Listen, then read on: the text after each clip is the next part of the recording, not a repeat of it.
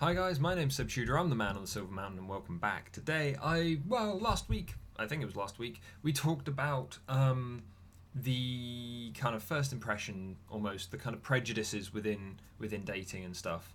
And as a result, I wanted to do one on first impressions, because first impressions are incredibly important, both in dating and out of dating. And so I wanted to do this on first impressions because so many people get it wrong. Yeah? Like I was always one of these people who really appreciated. I was really taught as well early on that firm handshake, the way that you approach a person, what to say, being polite and civil and stuff like that. And yet that's a thing that I've often found isn't taught anymore, isn't really talked about anymore, be it in school or in work or by your parents or whatever else. I'm not seeing it so much. And so as a result, I wanted to do this because I wanted to talk about the bad things. Yeah, because there are lots of people who can just potentially default into the good, which is great.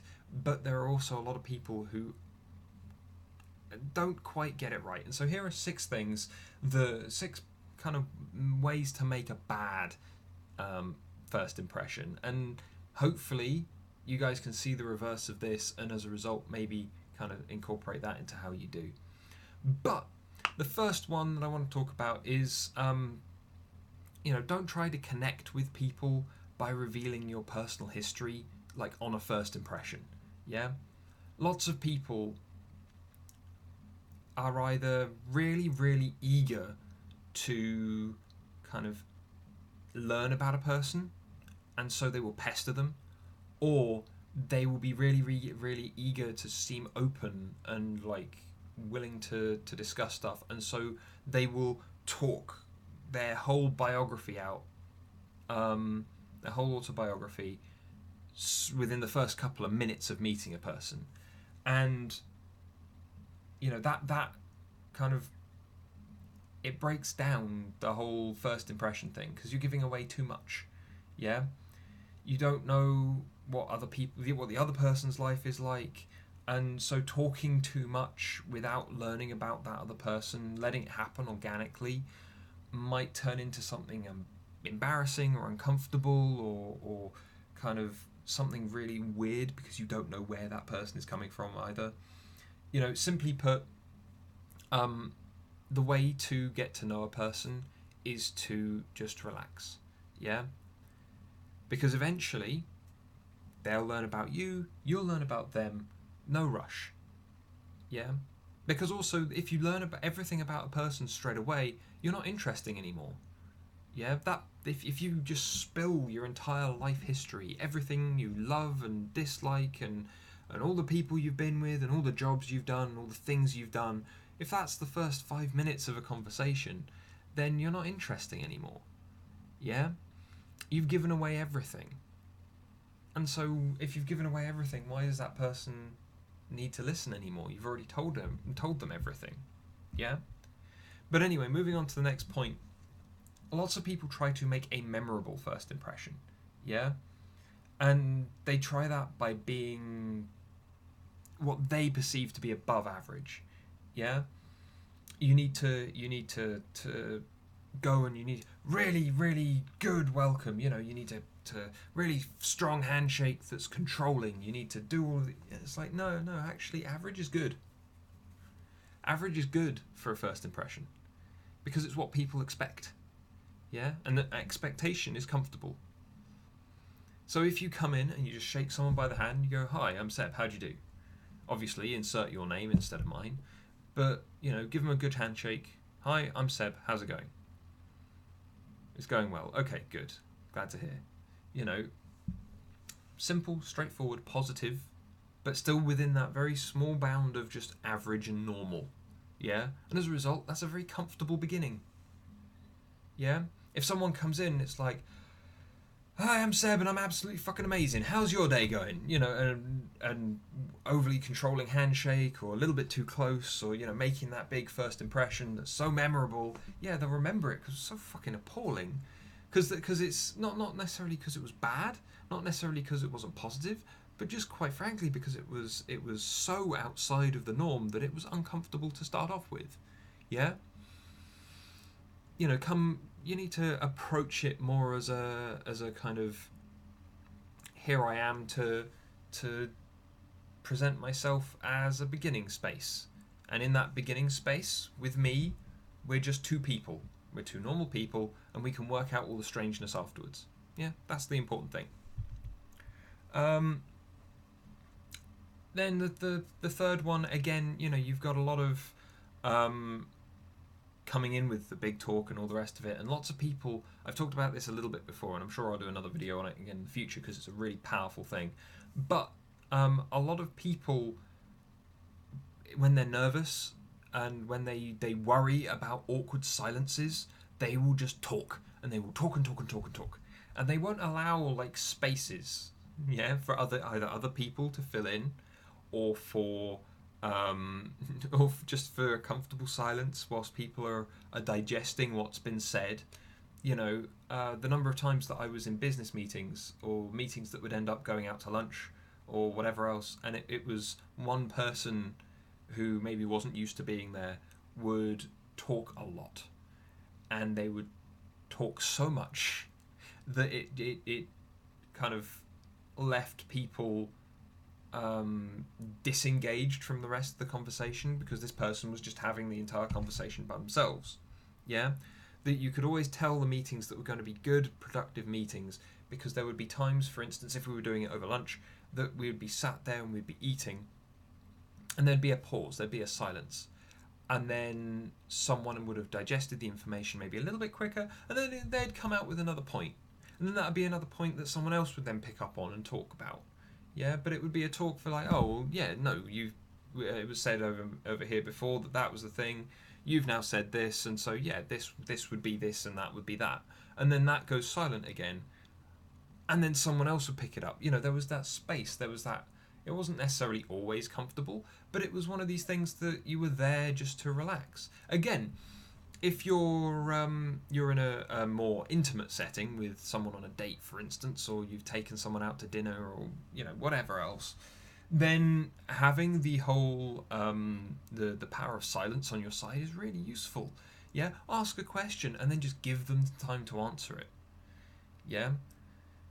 And then if they are like, oh, I don't know, then be like, okay, well, I'd be interested to hear if you work it out, and then just go quiet again.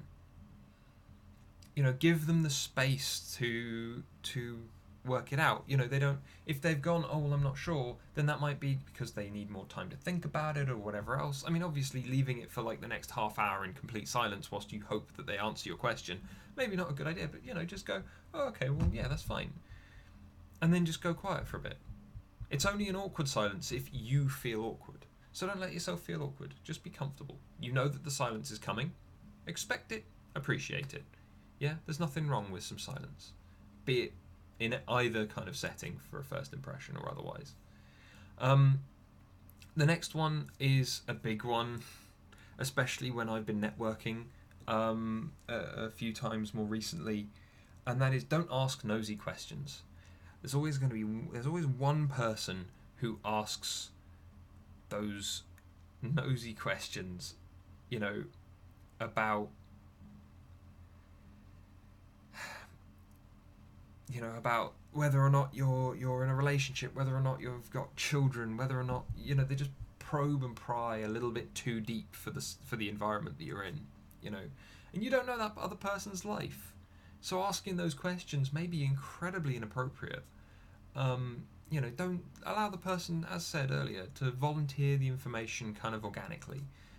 You don't, asking questions that are maybe a bit more general, a bit more open.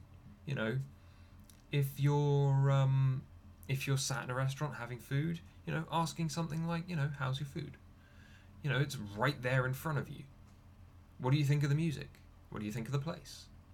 Our waiter's good, isn't he? Drop in some more general stuff, and then maybe it'll lead on to other more interesting things. there's no need to ask nosy questions. I'm always one of these people who would prefer to sit in more of a comfortable silence, making very, very general small talk, and occasionally getting a little bit of personal information, or a little bit of kind of more exciting conversation, because that shows that that's slowly growing. You can't instantly have a mighty tree grow out of a tiny seed, just because you want it to happen. Yeah, it always has to be a slow and organic and kind of developmental process. It can't just be a quick thank you, done. And so stay away from the nosy questions. Stay away from some of the more probing ones. There is a time and a place for that, and it's probably not during a first impression, or maybe even a second impression. It's probably not in that early space. The next thing is, don't always assume the other people agree with you. Obviously the world is becoming more political, more divisive, more ridiculous, and I talk about that enough as is. And I never assume that everyone's going to agree with me. In fact, every single time I put one of those videos up, I assume that I'm going to get a lot of hate. I'm very thankful to you guys that I've not. I've had some, but nowhere near as much as I expected. And in fact, more often than not, I've received nice comments or likes on videos and things like that, which I'm very, very appreciative of. So thank you very much for that, guys. But moving back to the point, you can't assume that other people agree with you. Yeah, going into a first kind of impression kind of setting, meeting someone for the first time, and instantly spouting out your political belief because you've seen a thing and you just blurt it out. Probably not the best thing to do, because saying those kind of things, assuming that those people are going to agree with you, may instantly turn it off. Simply put, there are a set number of topics that you should probably steer clear of on a first date, especially when one that's also a first impression, or when you're meeting business people or family members or whatever else for the first time. Steering away from things like religion, from politics, from any of those kind of big issue subjects. There's a good chance that you're probably going to piss someone off with those topics. And so, take a step back, be a bit more kind of tactful when dealing with those. Also, just because someone has said that they are, liberal, doesn't mean that they're going to agree with you if you're a liberal. Yeah, there are still different schools of thought, there are different views on things, there are so many nuances and facets in these things that you're not going to necessarily always find someone that completely agrees with you purely because they have labelled themselves the same way that you've labelled yourself. Something to keep in mind when making these first impressions.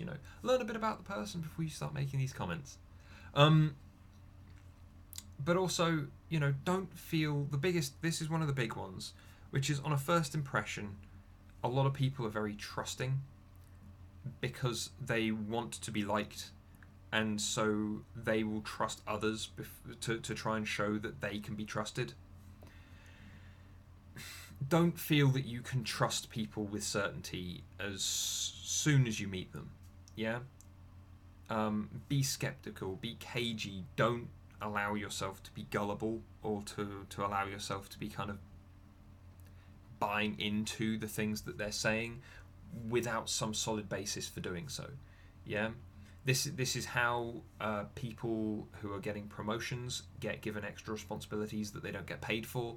This is how in relationships you end up potentially in a really bad relationship with someone who's going to take advantage of you just because you've agreed to things, or they've allowed you to buy into some of their views, some of the things that they want, without you getting anything back in return. So it's a relationship that feeds into them but just does nothing but take away from you. Don't allow yourself to just trust that person just because you want them to trust you.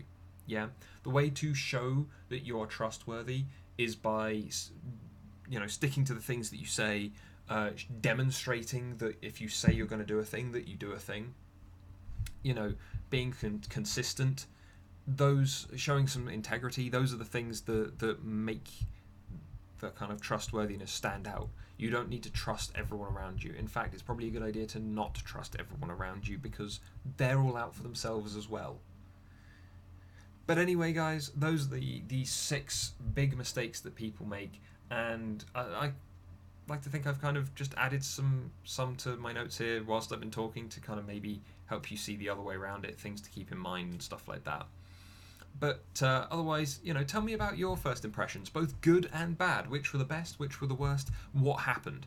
I'm always interested to hear these stories because they can either be hilarious and cringy or they can be terrible. But one way or another, they're pretty much always something worth listening to because you can learn from them, and that's the important thing. It's always about learning. But anyway, thank you very much, guys, and I'll see you in the video tomorrow. Take care. Thank you very much for watching, guys. If you enjoyed this video, then please drop us a like and subscribe for more, and we'll see you in the video tomorrow. Take care.